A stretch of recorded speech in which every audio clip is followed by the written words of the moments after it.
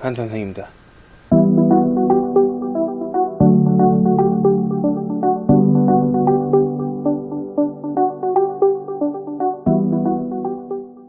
쉬운 두 번째 시간으로서 실무 2번은 일반 점표 입력이죠. 이번 시간은 손익계산서 개정. 자, 쭉 살펴볼게요. 일단 손익계산서는 매출액부터 시작해서 이제 쭉 당기순이익까지 계산하는 그런 서식이죠. 일단 세 줄은 너무 중요하죠. 바로 매출액에서 매출원가 빼가지고 매출총익 계산하는 거죠. 근데 이 매출액은 순매출액이죠. 순매출액. 그래서 매출 애누리, 매출 환입, 매출 할인 이런 애들이 있으면은 겁나 빼줘야 되는 것이죠. 그 다음에 자, 매출원가의 계산, 기말재고자산 입력. 이거 뭐예요? 자, 우리 결산자료 입력에서 그런 문제 나오죠. 당기면 현재 기말재고액은 다음과 같다. 이거를 회계 처리하시오, 입력하시오 이렇게 나오면은 원재료 1000만원, 제공품 3000만원, 제품 2000만원 이런 식으로 나오면은 그 결산자료 입력에다가 기말재고액에다 딱딱 넣어주고 F3 점표 추가하면 끝나는 거죠. 그거. 근데 이걸 왜 하느냐, 이유를 간단히 말씀드리자면은 이것도 T계정과 관련이 있어요. 자, 우리 T계정의 왼쪽은 기초랑 그 다음에 매입이죠. 그 다음에 오른쪽은 매출원가, 그 다음에 기말재고 이렇게 구성이 되어 있죠. 자, 우리 차변은 항상 그 기록이 되어 있어요. 장부에. 기초는 뭐예요? 작년에 상품이랑 팔다 남고 올해로 넘어온 거, 2월 된 거죠. 2월 된 재고죠. 거기다가 추가로 매입한 게 이렇게 두 개 더하기 차변이죠. 상품 매입할 때마다 자산으로 회계 처리하잖아요. 그죠? 자, 근데 요거를 두 개 합친 거를 이제 판매 가능 재고라고 해요. 판매 가능 재고. 자, 요 판매 가능 재고를 갖다가 대부분 팔죠. 대부분은 팔고 매출원가. 그 다음에 또 일부는 남아서 내년으로 2월 되죠. 기말재고. 이렇게 둘로 나누는데, 자, 우리는 요거를 이제 결정하기 위해서는 둘 중에 하나를 우리가 장부 입력해 줘야 되는데, 우리는 어떤 방법을 선택하고 있는 거냐? 바로 기말재고 자산을 결산자료 입력 메뉴에다가 겁나 요 금액을 입력하게 되어 있는 거죠. 그러면 기말재고 뺀 거 나머지는 팔린 거 아니에요? 그죠? 매출원가. 네, 이런 식으로 하는 시스템이 이제 우리 회계 시스템이고요. 그래서 매출원가를 계산한다, 혹은 기말재고 자산을 입력한다 라는 거는 두 개 같은 얘기예요. 그죠? 네, 같은 얘기 되겠고요. 여기서는 이제 퇴직연금에 대해서 좀 더 구체적으로 한번 살펴보겠습니다. 그 다음에 영업이익 계산되면 영업 외적인 애들이 나오죠. 영업이익 말고 영업 외적인 애들. 영업외 수익은 더하고 영업외 비용은 빼는데요. 여기서는 바로 외화 채권 채무에 대한 이야기를 잠깐 해보려고요. 그래서 우리나라 돈 말고, 원화 말고, 달러라든지, 어떤 엔화라든지, 어떤 유럽 돈, 유로라든지, 그런 돈으로 이제 주거나 받을 돈이 있는 거죠. 채권 채무가 있을 때. 최초에 발생하고요. 그 다음에 기말에 한 번씩, 기말 현재 환율로 환산 한번 하죠. 그 다음에 마지막으로는 채권을 회수하고 채무는 상환하고, 그러한 절차가 있겠죠. 네, 이걸 조금 더 살펴보도록 하겠고요. 그러면 법인세 차감 자순이익, 즉 세전이익이죠. 세전이익.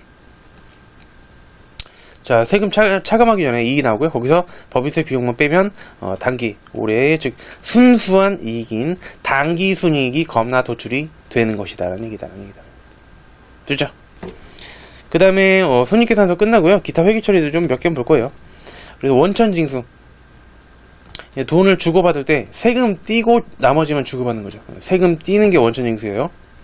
그때 나오는 거는 내가 돈을 줄 때는 예수금, 돈을 벌 때는 선납세금. 네, 이렇게 나오고요. 그 다음에 자산 취득할 때 어떤 국공채를 강제로 매입하게 되는 경우가 있어요. 그 다음에 부도원과 수표. 자, 우리 대손과는 조금은 다른 얘기예요. 그래서 대손은 아예 상대방이 파산했다든지 아예 못 받게 된 거를 대손이라고 하는 거죠.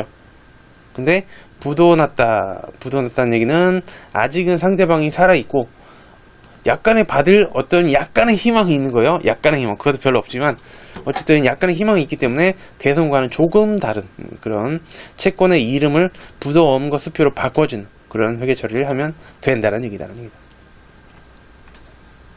자, 예제가 있는데요. 7월 29일 제품 매출 거래처인 주식회사 서울 부품에 대한 외상 매출금 유르르르 1250만원이 약정기일보다 빠르게 회수돼요.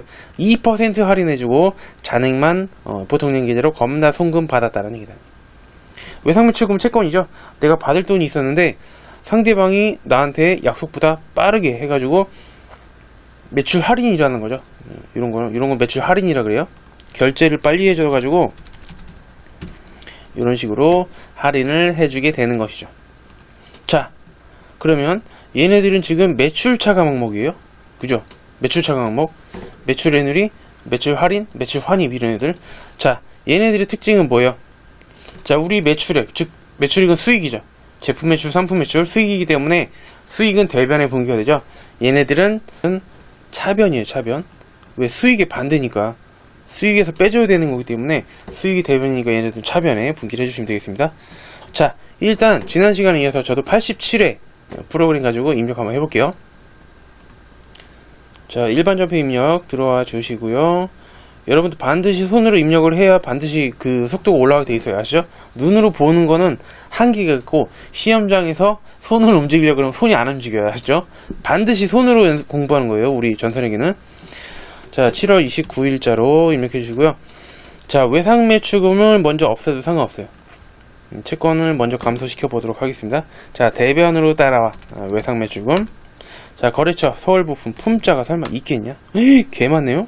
서울부품. 자, 1250만원. 네, 당황하지 않고 이렇게 입력해주면 되겠고요.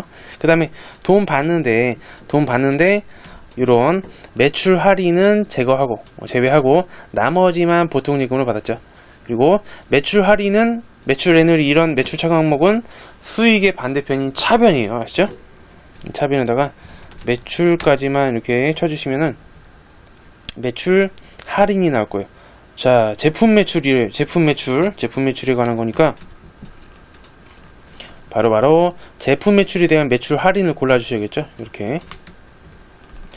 자, 골라주시고요. 금액은 2% 1250만원 곱하기 2% 25만원 나오네요.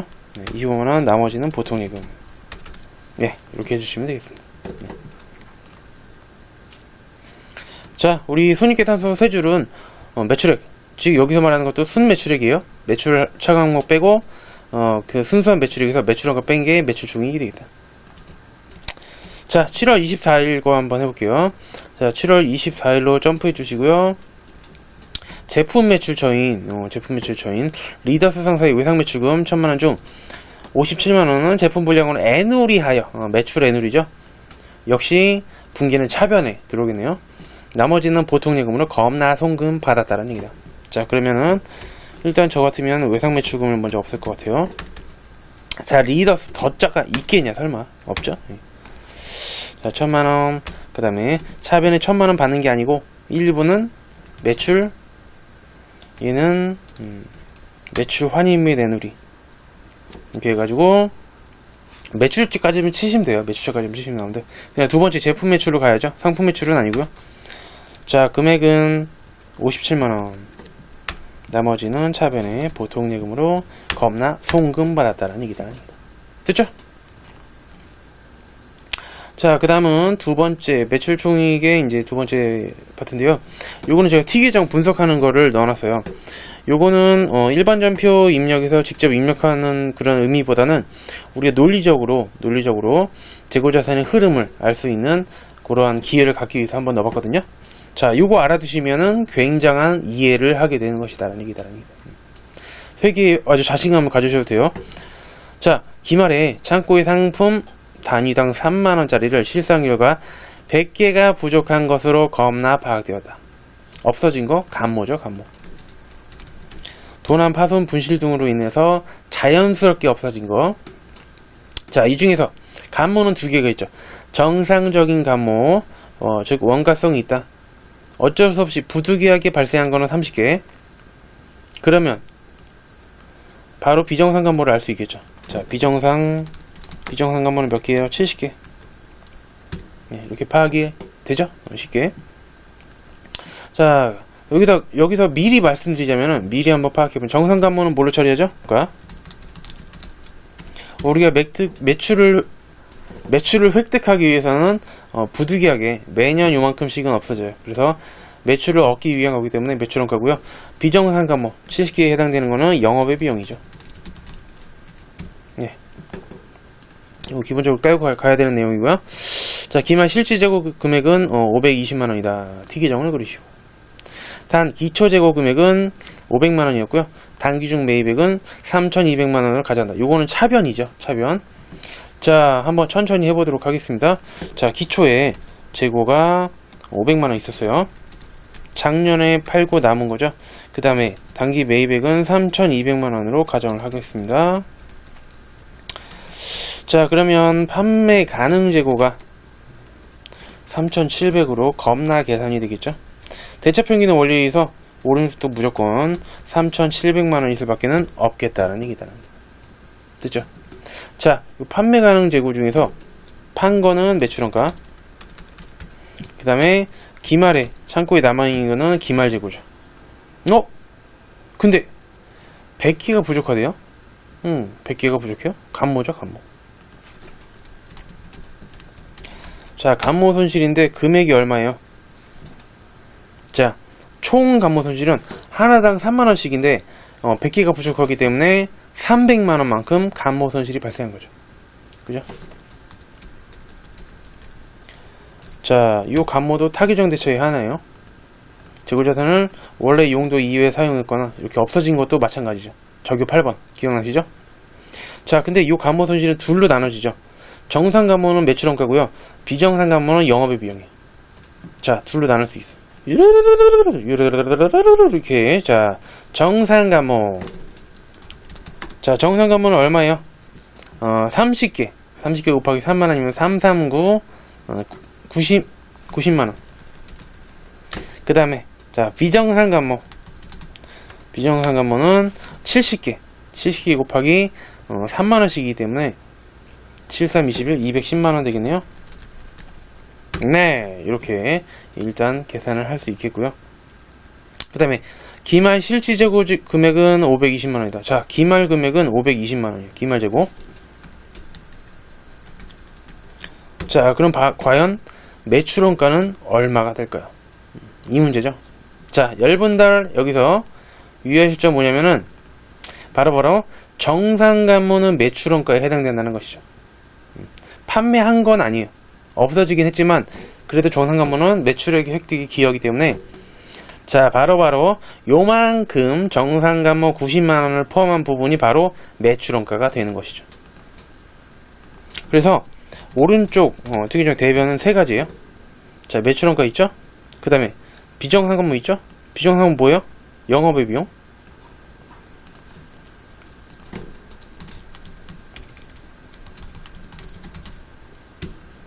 그 다음에 마지막 기말 재고. 네. 사실은 이렇게 세 가지로 나눌 수가 있는 것이죠. 그죠? 이거는 재고자산. 네, 이렇게 세 가지로 나눌 수가 있는 거예요. 자, 재고자산은 520만원이고요. 영업의 비용은 210만원이죠. 그럼 매출원가는 요 감모 손실 정상 감모를 포함해서 어쨌든 금액이 나오겠고요. 자, 3,700에서 기말 재고 520만원 빼주고요. 그 다음에 비정상 감모 210만원 빼주면은, 네, 매출원가는 계산이 되겠고요. 자, 2,970만원으로 계산이 되지 않을 수가 없는 것이다 라는 얘기다. 됐죠? 네, 이런 식으로 우리 요거는 전산세무 2급 가면은 요거를 또 그 회계 처리도 하고 결산자료 입력에다 입력도 하고 그렇게 나오는데요. 여기서 미리 뭐 학습을 좀 해보자면은, 자, 요런 문제가 나왔어요. 감모 관련돼서 문제가 나왔으면은 일단 1단계는 영업의 비용을, 자, 요거 재고자산 감모 손실이거든요. 요거 일반 전표 입력에다가 겁나 입력을 해줘요. 그래서 재고자산 감모 손실 이렇게 해가지고 재고자산 없애버리면서 적요 8번 타규정 대처잖아요. 없어진 거니까. 그 다음에 두 번째 요 재고자산을 결산자료 입력에 겁나 입력을 해주시면 끝난다는 얘기다. 자, 결산자료 입력 메뉴에다가 여기다가 그냥 입력해주고, 네, 입력해주고 F3 전표 추가 누르면 끝나겠죠? 네, 그렇게 하시면 돼요. 겁나 복잡해 보이지만 사실은 3개이기 때문에 우리 왼쪽에 판매 가능 재고는 이미 우리가 다 알고 있는 부분이에요. 장부에 다 정리가 되어 있고 우리는 요 영업의 비용 입력해주고 일반 절표에다가 그 다음에 재고자산, 기말 재고자산, 순수한 재고자산 남아있는 거 결산자료 입력 메뉴에다가 입력해주시고 그러면 자동적으로 프로그램에서 매출원가는 계산이 되는 그런 시스템으로 돌아가게 되어 있다는 얘기다. 됐죠? 네. 자, 이런 내용도 잘 알고 계시면은 우리가 문제를 암기하면서 풀면 아무 의미가 없어요. 이런 게 돌아가는 거를 눈으로 보면서 푸실 수가 있는 것이죠. 됐죠? 자, 두 번째. 당사는 요거 하나만 더 해볼게요. 통조림 만드는 회사를 가정한다. 자, 기말 현재 창고에 남아있는 제품은 200만원이다. 그러면은 지금 기말 재고가 200만원이라는 뜻이고요. 기중에 추석 선물로 직원에게 50만원, 거래처에 30만원 제공했다. 특이장은 그리시오. 기초 재고 180, 당기중 매입액은 2,500. 이거 차변 얘기하는 거죠. 이건 좀 빠르게 한번 해보겠습니다. 기초는 180. 그 다음에 당기 매입은 2,500. 자, 요거 합치면 판매 가능 재고죠. 180만원 더하기 2,500. 2,680만원. 자, 대변도 마찬가지죠. 대차 평균에 올려서 2,680만원. 자, 매출원가는 주어지지 않았어요. 몰라요? 근데 기말 재고가 있고요. 기말 재고는 기말에 남아있는 제품이 200만원이죠. 자, 200만원인 것으로 문제 제시가 되었고요. 지금 타개정 대체가 있죠. 타개정 대체. 타개정 대체. 즉, 재고자산을 본래 용도 이외에 제품이면은 팔아야 되는데 지금 상품으로 되어 있는데 제품이죠. 자, 이렇게 해가지고 자, 일단은 우리 회사 사람들한테 나눠주고 복리후생비 복리후생비로 50만원. 그 다음에 거래처에 제공한 거는 접대비요. 접대비 30만원. 네, 이렇게 해가지고 얘네들은 판관비죠. 비료가 복리후생비, 접대비, 판관비로 처리해 주시면 되겠습니다. 자, 나머지가 매출원가죠. 그래서 얘네들 2,680만원에서 기말재고 200만원 빼버리고요. 그 다음에 얘네들 80만원 합치면 80만원이죠. 요거 뺀 게 나머지 매출원가 2,400으로 네, 이렇게 계산이 되겠다는 얘기다. 됐죠? 자, 약간 어색한 부분이 있는데 요거 그냥 상품이라고 할게요. 예. 또 이거 원가액이랑 엮여가지고 또 이거 막 단기제품 제조원가 막 이런 게 나오니까 통조림을 유통하는을 바꿀게요. 유통하는 회사를 가정하고요. 창고에 남아있는 게 상품이다 라고 이렇게 수정을 해주시면 되겠습니다. 됐죠? 네. 다음으로 넘어갈게요. 자, 다음은 영업이익으로 넘어갈게요. 자, 매출총이익 다음에 나오는 이익이 영업이익이죠. 자, 8월 4일 분기 한번 해보겠습니다. 자, 0804 영업관리진 사원에 대한 확정급여형 퇴직연금에 가입하고. 자, 확정급여형은 어렵다. 퇴직연금 운용자산이죠. 8월분 퇴직연금 980만원을 보통연금에서 겁나 이체에 납부했다. 자, 그러면 내 입장에서는 퇴직연금 운용자산이 늘어나는 것이죠. 자, 980만원이래요. 그 다음에 대변은 보통연금. 네, 이렇게 분기하면 끝. 자, 납부할 때는 둘 중에 하나예요. 확정기여형이면 퇴직급여, 비용. 그 다음에 확정급여형이면 퇴직연금 운용자산, 자산이죠. 자, 그 다음 문제 뭘까요? 자, 10월 11일로 가보겠습니다. 당사는 직원들의 퇴직금 지급을 대비하기 위해서 금융기관의 확정기여형, 오케이, 확기십, 퇴직급여죠. 운영하고 있다. 10월분 퇴직금 요르르르 보통연기에서 겁나 이체 납부하였다. 자, 그러면은 퇴직급여고요. 자, 이게 몇백 번대냐 보시면은 아무 얘기가 없다면 800번대로 가정을 하는 거죠. 네. 그래서 자, 806번에 퇴직급여로 하시면 되겠습니다. 850만원. 그 다음에 대변은 역시 보통예금 계좌에서 납부했다. 됐고. 자, 10월 14일 회사는 사원의 퇴직금 지급에 대비하여 확정급여형 퇴직연금을 현금으로 납부하였다. 영업부 사원에 대한 거는 영업부 사원에 대한 납부액은 200만원, 생산부 사원에 대한 납부액은 300만원. 아, 그러면은 요 영업부 사원에 대한 거는 800번대 그 비용을 하시면 되겠고요. 생산부 사원은 500번대니까 500번대 퇴직급여로 처리하면 되겠죠? 아니? 미쳤냐라는 얘기다. 왜? 확정급여이잖아. 확급어. 퇴직연금 운용자산이에요. 아셨죠? 이거 페이크예요. 페이크. 그래서 합쳐가지고 200만원, 300만원 합쳐서 500만원만큼 퇴직연금 운용자산이에요. 차변에 퇴직연금 운용자산 하시고 500만원, 그 다음에 대변에 현금 이렇게 500만원 됐죠? 자, 다음 문제 가보도록 하겠습니다. 자, 9월 6일 생산부서 직원의 퇴직으로 퇴직금 3천만원 겁나 지급하다. 자, 퇴직연금 운용자산 잔액은 5천만원이요. 확급어, 확정급여형이죠. 그 다음에 퇴직급여 충당부 잔액은 4,500만원으로 가져간다. 자, 이런 식으로 퇴직연금 운용자산이 있다면 내가 직접 돈을 주는 게 아니라 내가 평상시에 금융기관에 예치해놓고 예치한 금액을 거기 예치한 거를 그 금융기관에서 직원한테 주는 거죠. 그래서 내가 돈 주는 게 아니라 여기서 퇴직연금 운용자산이 빠져나가는 거죠. 자, 금융기관에 있는 나의 잔고가 빠져나가는 거예요. 그죠?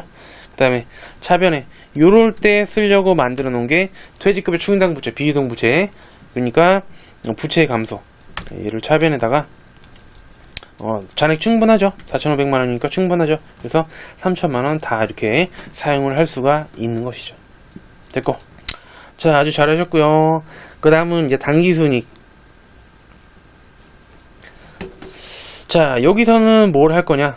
바로 외화 채권 채무죠. 외화 채권 채무. 그래서 외화로, 외국 돈으로 채권이나 채무가 처음에 발생을 하겠죠. 물건 같은 걸 사고 팔면서 외상매출금이나 외상매입금 이런 게 생기겠죠. 그 다음에 기말마다 한 번씩 환산을 해줘야 돼. 이렇게. 그래서 기말 현재 환율로 환산하게 되면 이거 외환 차익이랑 외화 환산 손익이랑 겁나 헷갈리는데 환산은 외화 환산 손익이에요. 아시죠? 기말마다 환산하는 거니까. 그 다음에 실제로 상환 회수할 때 발생하는 게 외환 차손, 외환 차익. 됐죠? 자, 둘 중에 한 놈만 펴요. 환산만 외워서 환산만. 이것도 사실 결산 문제죠. 체크 표시가 돼 있죠? 문제 5번에서 나오는 건데 그래도 여기서 같이 정리하는 게 낫다. 그죠? 그래서 환산할 때는 외화 환산 손익이 발생한다는 거 한 놈만 뒤지게 팬다라는 얘기다. 됐죠? 자, 문제 한번 풀어보도록 하겠습니다. 자, 기말 외상매출금 중에는 주택 국제 외화로 계산대 외상매출금 1억 3천만원이 달러 돈으로는 10만 달러예요. 포함되어 있다. 결산이 현재 적용 환율은 1280원. 뭐 하라는 거냐? 문제 5번에서 나올 수 있는 거죠. 바로 환산해봐라. 기말 현재 환율로. 자, 그러면 쉽죠? 달러 돈으로 10만 달러인데 1280원이요. 자, 10만 달러 곱하기 1280원 1억 2800. 자, 외상매출금 자산이죠. 자산이 늘었어요? 줄었어요? 줄었죠. 얼마 줄었어요? 200만원 줄었죠. 그러면 자, 외상매출이면 자산은 대변으로 없애야겠죠. 거래처 국제 걸어주셔야 되고요. 200만원. 그 다음에 왼쪽에 비용 자리가 비죠. 이거 왜 비어요? 뭐 하다가 비었어요? 환산하다가. 그죠? 외화 환산 손실 200만원. 이렇게 해주면 끝. 됐죠? 저는 여기다 썼기 때문에 프로그램 입력은 생략해 보도록 하겠습니다. 자, 9월 11일자 무슨 일이 벌어졌는지 한번 구경 한번 해볼까요? 자, 일본 선우상사로부터 40만 엔을 2년 후 상환 조건으로 차입했다. 장기 차입금이죠. 대구은행의 보통령 계좌에 겁나 예입하였다. 엔화 같은 경우에는 좀 특이하죠. 엔화 같은 경우는 1엔당 환율이 아니라 100엔당 환율을 따져요. 그래서 요 1엔당으로 환산하려면 공 2개 빼세요. 그래서 1엔은 11원이에요. 됐죠? 자, 그러면 여기 40만 N에다가 11 곱하면 440만원 되겠죠? 우리나라 돈으로 바꾸면 장부에는 항상 원화로 적어줘야 되니까, 자, 그래서 장기 차입금이 440만원 발생하는 그런 분기를 해주시면 되겠죠. 아무거나 먼저 하셔도 돼요. 장기차. 자, 선우상사. 네, 440만원. 이렇게 하고, 보통예금의 거업나 이체가 되었다. 440만원. 됐죠? 이거는 발생이네요. 외화, 채무의, 채무의 발생. 자, 그 다음에 11월 28일. 자, 8월 1일에 이때 선적했죠. 이때 뭔가 수출이 일어난 거예요. 그래서 미국 에이스사에 수출한 제품에 대한 외상매출금을 회수했죠. 원화로 당사 보통예금이제 겁나 입금을 하였다는 얘기다. 그래서 이거 어렵게 나오면 어떻게 나올 수 있냐면요. 어렵게 나올 수 있으면은 작년에 전기에 외상매출금 발생,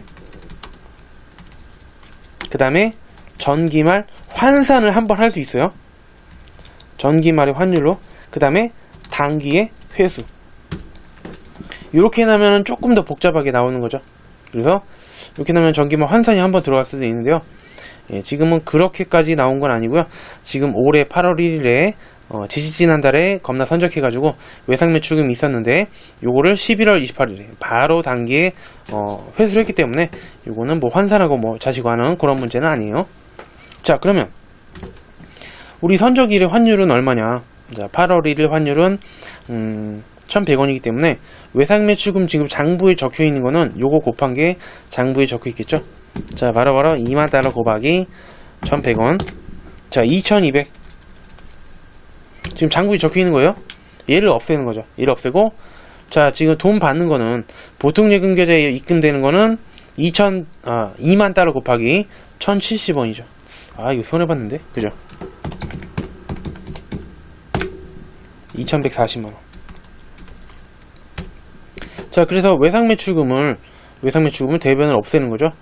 장부에 있던 거 없애고, 그 다음에 보통예금은 차변으로 돈 들어오는 거기 때문에 차변에 입력을 해주시면 되고요. 그 다음에 양쪽 비는 곳에다가 외환산? 아니, 외환차익이나 외환차손이죠. 지금 실제로 회수하는 경우이기 때문에 외환, 이렇게 뜨는 거예요. 자, 11월 28일. 자, 일단 외상매출금부터 없앨게요. 저는. 자, 미국이 있으려나? 미국이 있네요. 스칼렛. 스칼렛. 자, 이거 2200이었죠? 아, 머리가 겁나게 나쁘다라는 얘기다. 금방 다 잊어먹어요. 네. 그 다음에 돈 받는 거 얼마였죠? 2140만원은 보통예금 계좌에 입금이 되었기 때문에 요거 2140만원으로 겁나 해주고요. 자, 차변이 비죠? 손해봤어요. 그래서 차변에 외환 차손을 이렇게 익혀주시면 되겠다. 됐죠? 네. 자, 다음 문제 한번 보겠습니다. 자, 3월 28일자로 전기 7월 15일에 선적해서 작년이죠? 작년에 선적해서 아까 그 회사에다가 외상매출금이 있어요. 근데 걔를 회수했죠. 회수해 원화로 보통예금 계좌에다 겁나 입금했다. 일자별 환율은 다음과 같다. 자, 작년에 외상매출금 발생이기 때문에 분명히 기말에 뭘 했어요? 환산을 했을 것이다 라는 얘기다. 아까 제가 말씀드린 상황이죠. 그래서 전기 혹은 전기 이전에 이런 외화 채권 채무가 발생을 해가지고 전기말 요거를 환산을 했고, 그 환산한 거를 토대로 해서 요번에 회수를 한 거죠. 자, 그러면 지금 장부에 적혀 있는 거는, 장부에 적혀 있는 외상매출금은 환산한 금액으로 돼 있어요. 즉 전기말. 자, 이게 환율 곱해주시면 2,100만원으로 이렇게 외상매출금이 금액이 이렇게 있는 거예요. 저는 요거를 그래서 대변을 겁나 패 죽인 다음에 돈 들어오는 건 오늘자 환율이죠. 오늘자 환율, 보통예금 들어오는 거를 이렇게 겁나 잡아주시면 되겠습니다. 나머지는 외환차손익. 됐죠?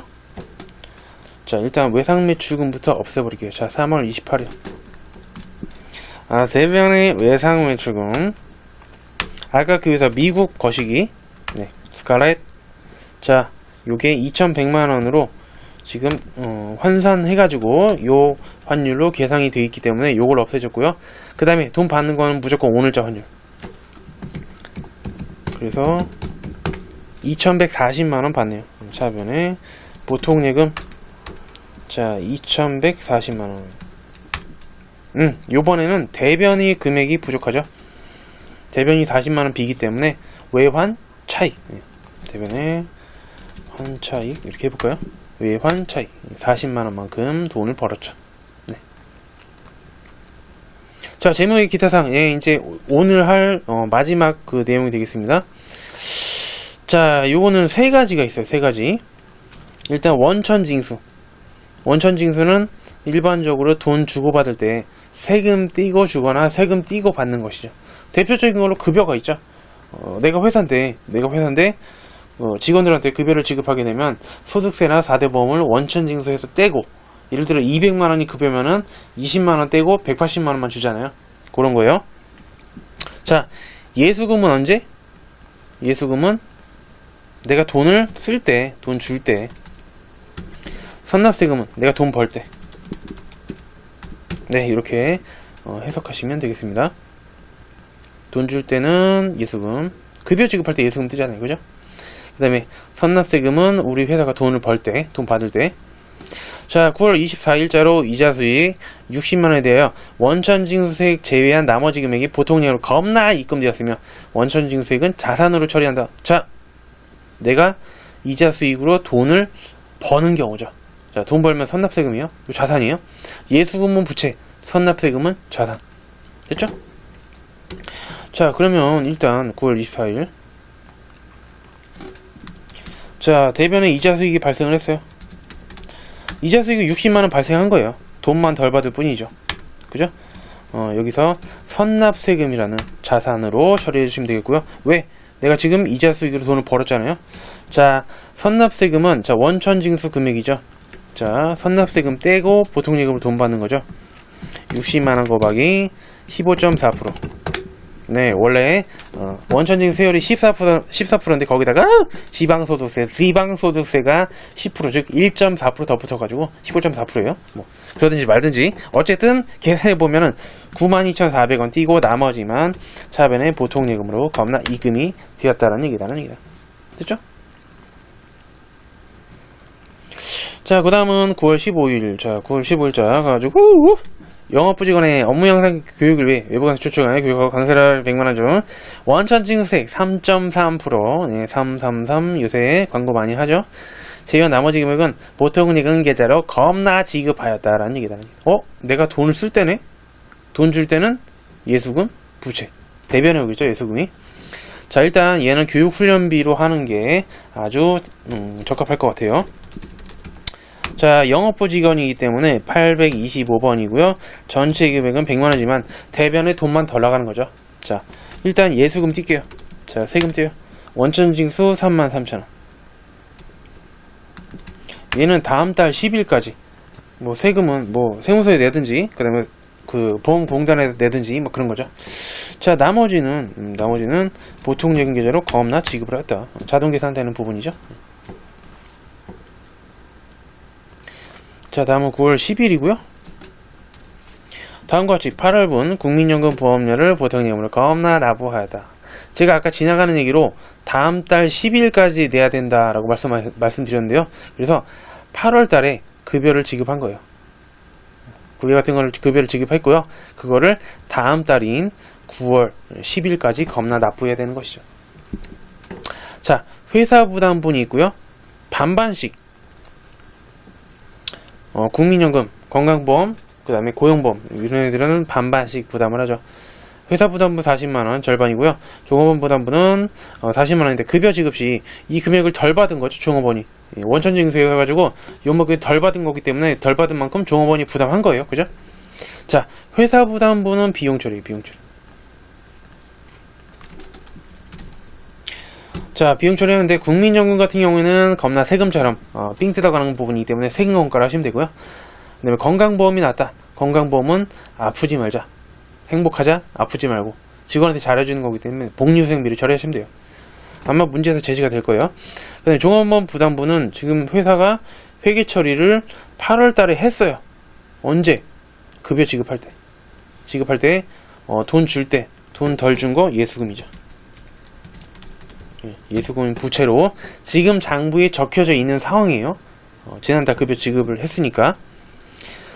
자, 회사부 납부 국민연금 보험료는 세금 과목가로 회계 처리한다. 네, 이런 식으로 겁나 삥 뜯어가는 거기 때문에 회계 처리해 주시면 되겠고요. 아마 제시는 될 거예요. 자, 저는 차변에 예수금부터 없앨게요. 자, 예수금부터 죽여버려요. 자, 40만원. 지난달 종업원한테 돈 덜 준 거, 40만원 돈 덜 주면서 부채로 잡아놨던 거죠. 그 다음에 차변에, 요거 세금과 원가, 세금건데, 자, 영업부 직원이기 때문에 800번한테 세금과원가로 40만원. 이렇게 해주고, 두 개 합쳐서 보통 예금으로 겁나 납부하면 되겠다는 얘기다. 됐죠? 네. 자, 이제 뭐 한 3개 남았어요. 거의 다 끝났네요. 8월 24일. 당연히 법인세, 중간예납세. 자, 법인세 같은 경우에는 원래는 12월 말 법인의 경우는 다음 연도 3월 말까지, 3월 31일까지 내면 되는데, 그렇게 되면은 국가가 1년 동안 기다려야 되니까 너무 배가 고프잖아요. 세수 확보를 위해서 중간예납을 하게 돼 있어요. 그래서 6월까지 그 대충 계산을 해가지고 그거를 8월 말까지 2달 안에 내게 돼 있거든요. 그거를 8월 24일에 잘 냈네요. 기간 내에 8월 31일까지인데 보통 예금을 겁나 이체 납부했다. 자, 법인세 납부액은 자산 계정을 처리할 것. 자, 이거 뭐예요? 돈 쓰니까 예수금이에요? 아니. 여러분들 법인세는 웃으면서 내는 세금이에요. 왜? 법인이 회사가 장사를 잘했기 때문에 이익이 많이 나면 그만큼 세금 내는 게 법인세거든요. 그래서 중간예납세를 이렇게 돈을 낸다는 얘기는 그만큼 돈을 벌었다는 얘기죠. 그래서 돈 벌었다, 선납세금이에요. 아시죠? 예. 논리는 빼세요. 그거 별로 정신건강에 안 좋을 수도 있기 때문에 일단 법인세는 돈 벌었기 때문에 내는 거고 돈 벌면 선납세금이에요. 아시죠? 무시관계 짱이다라는 얘기다. 됐죠? 그 다음에 뭘로 냈어요? 보통 예금으로 이렇게 냈고요. 자, 다음은 1월 14일자로 겁나 넘어가 보도록 하겠습니다. 자, 차량 구입하면서 차량 대금 2천만원하고 국공채 구입 대금 50만원을 현금으로 겁나 지급을 했다라는 얘기다. 그러면 대변에 돈 나가는 거는 현금 2,050만원이겠죠. 네, 단 국공채 현재 가치는 38만원으로 가정을 하겠어요. 해당 국채는 단기 중 겁나 처분할 예정이다라는 얘기다. 자, 주식이나 채권이죠. 이것도 국가나 지자체에서 발행한 거니까 채권인데 이거를 단기 중 처분한다. 단기 매매증권이에요. 됐죠? 자, 이 50만원 이거는 내가 만약에 끝까지 갖고 있다면 미래에 받을 수 있는 돈이에요. 왜? 만기가 미래에 도래하잖아요. 자, 미래의 50만원을 지금 오늘 가치로 땡겨오면은 38만원 밖에 안 돼요. 왜? 지금 38만원 가지고 내가 뭔가 투자를 한다든지 은행에 뭐 집어넣는다든지 해가지고 여러가지로 운영하면은 돈이 늘어날 수 있죠. 그런 것도 있고, 아무튼 위험부담이나 여러가지 어쨌든 그런 것 때문에 현재 가치로 땡겨오면은 금액이 줄어들 수밖에 없어요. 그래서 자, 이 50만원을 두 가지로 나눌 수가 있는 것이죠. 자, 50만원을 두 가지로 나눌 수가 있는데요. 바로 현재 가치인 38만원 하고요. 그 다음에 손해봤죠. 사실 손해본 거예요. 이거 왜? 내가 차를 구입하려면은 국가나 지자체에서 어쩔 수 없이 이 국공채를 사야 되거든요. 그래서 자, 12만원만큼은 자동차를 사기 위해서 부득이하게 손해본 부분이죠. 근데 이 현재 가치에 대한 거는 요건 채권의 가치이기 때문에 단기 매매증권으로 처리를 해주시면 되는 거예요. 자, 그럼 근데 50만원에서 요만큼 채권이니까 단기 매매증권이 맞고요. 맞고요. 나머지 12만원은 어떻게 해요? 자, 이거 왜 손해본 거예요? 내가 차량을 사려고 부득이하게 손해본 거죠. 그래서 차량을 취득하면서 부득이하게 발생한 손해 비용은 취득 부대 비용이죠. 개소름이다라는 얘기다. 그래서 얘는 차량 운반구예요. 됐죠? 그래서 차량 운반구는 2천만원 뿐만이 아니라 2천만원에다가 12만원 더해서 2012만원. 자, 이렇게 저는 머리가 나빠가지고 계산기에 미리 써놔야 돼요. 그죠? 자, 일단 현금 준 거부터 뭐 해도 되고요. 현금은 2,050만원 이렇게 줬고요. 그 다음에 차량 운반구, 차량 운반구가 2,012만원이에요. 취득부대 비용 합쳐가지고 나머지는 단기매매 증권인 것이죠. 단기매매 증권 38만원. 자, 재밌죠? 이런 부분. 아쉽지만 오늘의 마지막 문제가 되겠네요. 자, 5월 17일. 자, 거래처 리오 상사에 대한 받으럼 30만원에 대해서 부도가 확정되었다는 겁나 슬픈 소식을 듣고 이를 겁나 부도 처리하다. 여러분들, 일단 복습 한번 해볼까요? 이게 대손이다. 만약에 if 대손이라면 어떻게 돼요? 받으럼 없애죠.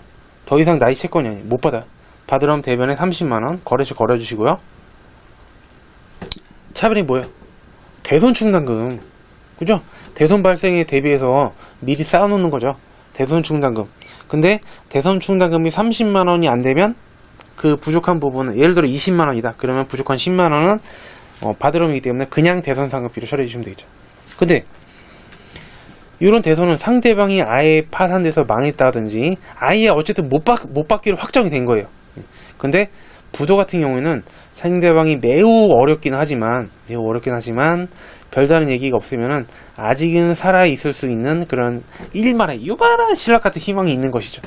얘는 대손이랑 좀 달라요. 그래서 부도 어음과 수표라는 같은 채권이에요. 채권이지만 조금 약간 자존심 상하는 이름으로 바꿔주는 것이죠. 자, 그래서 대변에 받으러움을 없애주고요. 자, 리오 상사 30만원만큼, 그다음에 자, 부도엄과 수표라는 계정 과목으로, 이것도 마찬가지로 채권이기 때문에 리오 상사 이렇게 이름을 바꿔주는 거예요. 왜 바꿔줘? 옛말에 그런 말 있죠. 바꿔줘. 물어니 물어. 뭔 개소리냐나. 자, 왜 이거를 받으러면 왜 굳이 없애면서 이렇게 해줘요? 이것도 마찬가지로 정보 이용자의 오해를 방지하기 위한 것이죠. 그냥 받으러움이네 하면은 건강한 채권으로 보이죠. 그렇지만 부도움과 수표라고 이렇게 계정권을 바꿔서 공시를 해줘야 이거 좀 위험한 채권이구나, 못 받을 확률이 굉장히 높구나 라고 이제 의사결정할 때 반영할 수 있는 것이죠. 그래서 이름을 바꿔주면 되겠습니다. 자, 친구들 이렇게 해가지고요, 일반적표 입력 사실상 3회에 걸쳐서 이번 시간에 마무리를 하겠는데요.